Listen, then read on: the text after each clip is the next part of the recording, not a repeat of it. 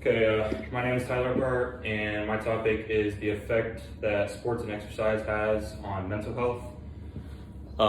As you can see, I have my audience online right here. I have my two parents and my brother Jacob. Unfortunately, they can't be in person due to COVID protocols, but yeah, gotta make the most of what you can do. So my purpose in the speech is to inform my audience on how sport and exercise has effects for some people on mental health. Sometimes it can be a creative outlet, and other times it can be mentally destructive to people. So by show of hands for my people online, how many of you feel that exercising or sports is a way to receive or relieve stress? Okay, what was that, 3? Yeah, okay, I got 3. Now, do any of you feel that exercising or playing sports is added stress? Okay, everyone. So that's kind of proves my point. It can be both. So as a collegiate student athlete, I battle stress and responsibility every single day. Sometimes my sport, which is basketball, it relieves stress for me. I find great peace in going and playing to take my mind off things, but other times it can be stressful, after losses and preparing. It's a lot of work sometimes. So everyone is different, has varying views on the topic, and so that's what I'm gonna get into today. To help you guys understand better, I'll be discussing how some people see it as an outlet and how some people see it as added stress, and how the mental aspect of sports and exercise is becoming more prevalent in society today. So first of all, to understand how sport and exercise can be beneficial to people, I'm going to discuss the proven science behind it. According to Mayo Clinic staff in 2020, exercise increases overall health. It stimulates your endorphins, it boosts your body's natural painkillers, and it boosts your mood elevators. It's also said to be called meditation in motion. So all the stress that you have in your body is relieved when you work out, and it points the focus on the single body movement you're focusing on, whether it's running, whether it's lifting weights or shooting basketball, whatever it is.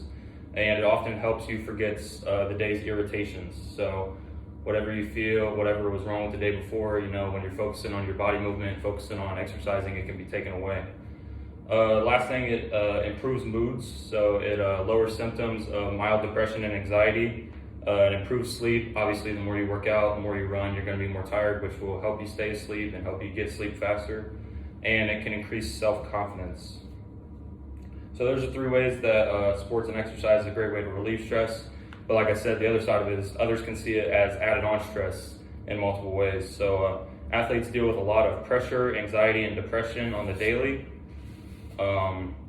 Pressure can create a lack of focus, as I'm going to talk about in a second, the fear of failure. So the fear of failure is basically athletes or people who are working out put so much time into what they love and what they do, focusing on their bodies or how to win, that when they have that fear of failure, nobody wants to lose. It creates a lack of focus. You're not focusing on what you need to do to win or what you need to do to get the job done. So it can create lack of focus, performance errors, and mental mistakes. Athletes also battle with a lot of anxiety, which is probably the most popular one. Too much anxiety can kind of limit your peak performance, but too little anxiety can kind of create a lack of motivation. So according to Mike Edger, who's part of the NCAA board, in 2011, he said there needs to be a balance in anxiety where you have enough to be able to still be motivated and be excited, but where you're still focusing on the job that needs to be done. And the last one is depression. As most of you guys know, athletes don't handle losses very well. Everyone wants to be seen as the best, basically. I haven't met too many athletes that don't want to be seen as the best. So when they mess up, when you have a bad game or a bad practice, you're not necessarily frowned upon, but you're frowned upon by yourself because you want to be seen as the best player. You want to be seen as the guy that never makes a mistake or anything. So depression is pretty common in athletes. So these mental aspects of exercise and sports continue to grow more prevalent due to professional athletes speaking out upon it and advanced research and statistics. Like I said, more and more athletes are becoming open, but what does that prove? To me, it proves that elite athletes are still humans and have struggles too. You see people out on the court or the football field and you just think of them as an athlete, but deep down there's the same as us. They have the same problems, the same struggles.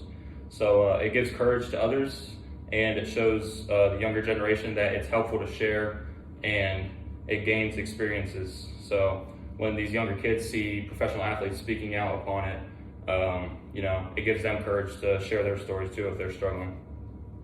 So advanced research and more studies, 35% of athletes suffer from a mental health crisis at some point in their career. That is according to the NCAA in 2018, and it's probably increased since then. But only 10% of college athletes with mental health conditions will seek help. So if you have 100 athletes with mental health conditions and only 10 of them are getting help, that's obviously not a very good rate we're going at. But schools are doing an incredible job. They offer many counselors, hotlines, intervention groups, so much support, especially at the collegiate level now, and it's becoming more and more prevalent as we go. So in conclusion, there's benefits to working out, there's benefits to playing sport for some people, but for other people it's seen as a way to add on to stress, if you know what I mean. For some people, like I said, a bad practice, a bad game, it can crush them. I know me, I put a lot of time and a lot of effort into my sports, so when I have a subpar performance, a subpar practice, it kind of puts a damper in my day. Although professional athletes are doing an amazing job sharing their personal experiences along with advancements of research to show the seriousness situations, everyone sees it differently, and it can either be beneficial to some or detrimental to some. So that's my speech, and thank you guys for listening.